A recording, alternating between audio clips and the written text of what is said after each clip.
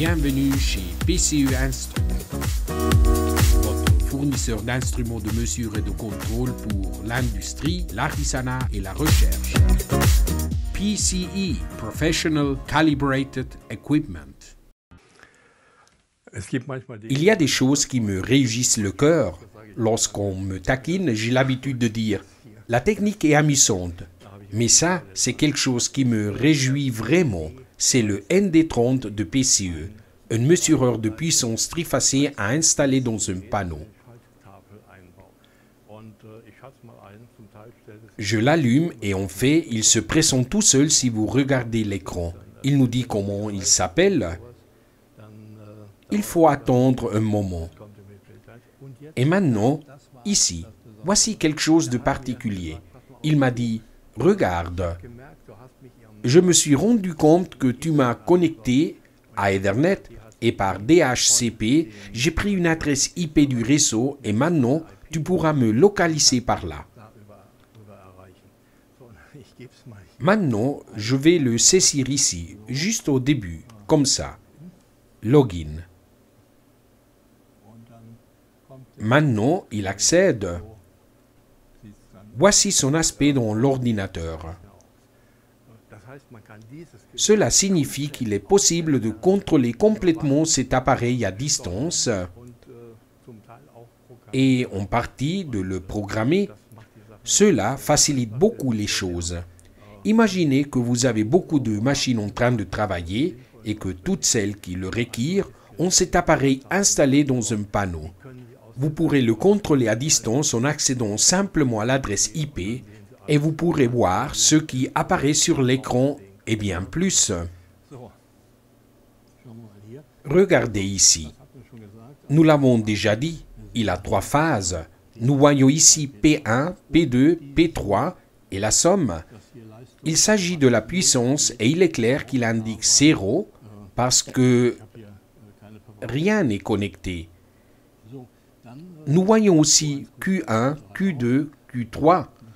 Maintenant, nous devons aller à la page suivante. Vous avez la possibilité de sauvegarder différentes configurations. Elles sont déjà préchargées. J'ai même la possibilité de simuler un ancien écran à aiguille. C'est drôle, mais cela peut être utile pour une application donnée. Il s'agissait du U1. Ici, nous avons quelque chose de spécial et c'est que je peux visualiser les harmoniques jusqu'à l'ordre 51. Il faut dire que les lignes ont des parasites. Nous voyons à nouveau les harmoniques. Et nous avons ici les autres valeurs. Et ainsi de suite. Je peux consulter de nombreuses choses qui m'indiquent ce qui arrive dans le sens électronique à ma machine.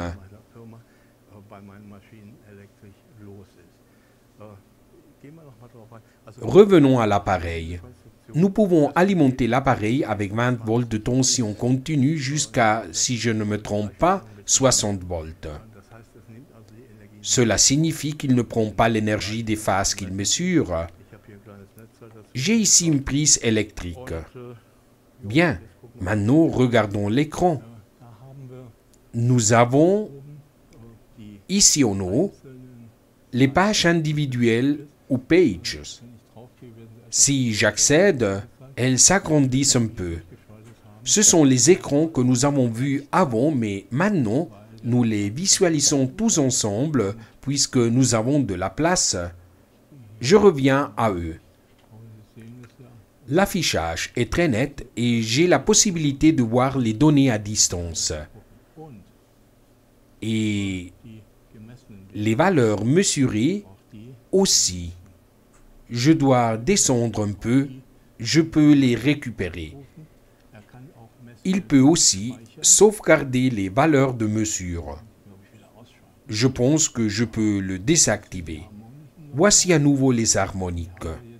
Nous les voyons ici, même si nous ne voyons que des parasites puisqu'il n'y a pas de valeurs. C'est quelque chose qui arrive.